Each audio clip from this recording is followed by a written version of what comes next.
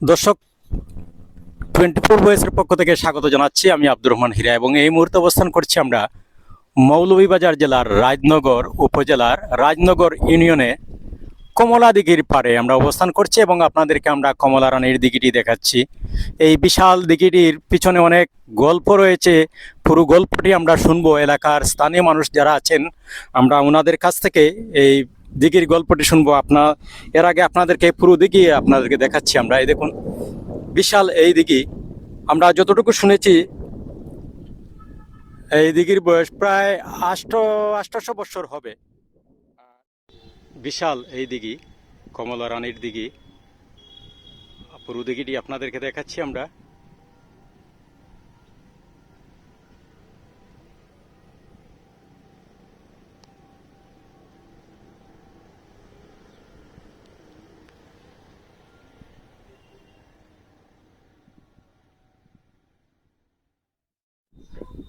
Twenty four ভয়েসের পক্ষ থেকে আপনাকে স্বাগত জানাচ্ছি।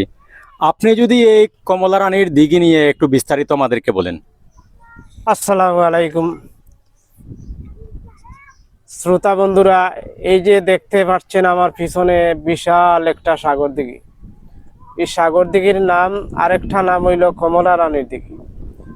এই দিঘিটা যে সময় খনন করেন তৎকালীন সময়ে এই দিঘিতে জল উঠে নাই। ওনার যিনি খনন করছিলেন ওনার নাম হইল রাজা সুবিদ নারায়ণ। পরবর্তীতে উনি স্বপ্নে দেখলেন যে ওনার দিঘিতে জল উঠবে, ওনার স্ত্রীরে দিঘিতে লামাইলে, পুকুরে লামাইলে জল উঠবে, তবে 7 দিন পর্যন্ত ওনাকে ছোঁয়া দেওয়া করতে পারবেন না।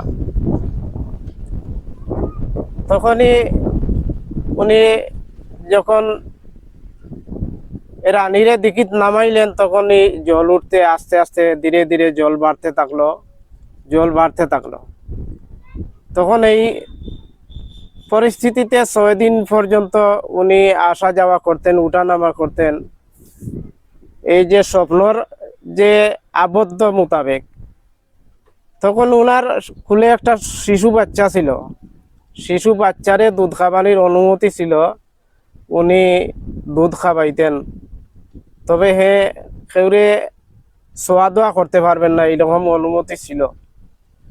তখন ওনার স্বামী ধৈর্য হারা হইয়া 6 দিনের মাথা তার ওয়াদা ভঙ্গ করলেন। উনাকে ছোঁয়া দেওয়ার একটা চেষ্টা চালাইলেন বা ধরার একটা খুব বেশি কৌশল করলেন। এক পর্যায়ে উনি তানে ধরে ফেললেন। তখন উনি লাফ দিয়া এই পুকুরে পড়ে গেলেন, পড়িয়া ডুব দিলেইলেন।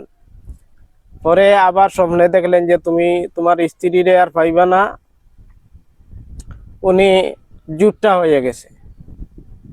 এই দিঘির বয়স অন্তত পক্ষে 700-800 বছর হবে। তো দর্শক, আমরা সিলেটের ইতিহাস ঐতিহ্য নিয়ে কাজ করার চেষ্টা করছি। তারই ধারাবাহিকতায় আমরা আজকে মৌলভীবাজার জেলার রাজনগর উপজেলার রাজনগর ইউনিয়নে সেই আলোচিত কমলা দিঘিতে আমরা অবস্থান করছি এবং কমলা দিঘির গল্পটি আপনাদেরকে শোনানোর চেষ্টা করছি। আপনাদের আশেপাশে যে কোনো ধরনের পুরনো স্থাপনা থেকে থাকলে আপনারা কমেন্টের মাধ্যমে জানালে আমরা সেসব স্থাপনা নিয়ে কাজ করব। তো দর্শক, সবাই ভালো থাকুন, সুস্থ থাকুন, নিরাপদে থাকুন। আল্লাহ হাফেজ।